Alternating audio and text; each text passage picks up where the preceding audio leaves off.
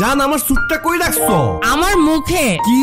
আরে আমি তো শুধু জিজ্ঞেস করলাম। খুঁজে না পাইলে পড়ো না, সারাদিন খালি জিজ্ঞেস করে, নিজে একটু খুঁজে নিতে পারে না। আচ্ছা ঠিক আছে। আরে জান পার্সেলটা তো আনতে ভুলে গেছি, আমি এখনই আনতেছি। খাইতে তো আর ভুলো না। সিনথি তুমি কি ভালো করে কথা বলতে পারো না? জানি না তোমার মাথায় সারাদিন কি চলে, তাড়াতাড়ি নিচে গিয়ে নিয়ে আসো, সময় নষ্ট হইতাছে। ওকে।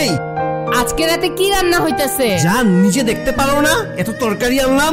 আমি তো শুধু জিজ্ঞেস করলাম। তোমার চোখ নাই, খালি জিজ্ঞেস করে। আজকে কি বারুদ খেয়ে আসছো নাকি? কথায় কথায় এত ঝাঁজ। এখন বুঝতে পারছো খারাপ কথা বললে কেমন লাগে?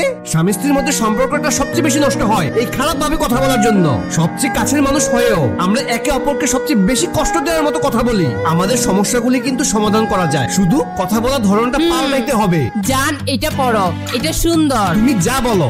জান কালকে রাতে তরকারিতে লবণ একটু বেশি হয়ে গেছিল। আচ্ছা আমি পরের বার খেয়াল রাখবো। বাবু আজকে রাতে আমি রান্না করব। জান তোমার পছন্দের মিল্ক টি। যাক অবশেষে তোমার মনে আছে আমি কোন ফ্লেভারটা পছন্দ করি। অবশ্যই আমার বউয়ের পছন্দ বলে কথা। স্বাভাবিকভাবে উল্টো প্রশ্ন করলে শুধু মনের দূরত্বই বাড়ে। আন্তরিক আলোচনা এবং একে অপরের আবেগকে গুরুত্ব দিতে হয়। আমি বুঝতে পারছি। Thank you Sinthi. জান আমি ভুল করছি, সরি, আমি অনেক বাজে কথা বলে ফেলছি। আমি এখন থেকে কথা বলার সময় খেয়াল রাখবো।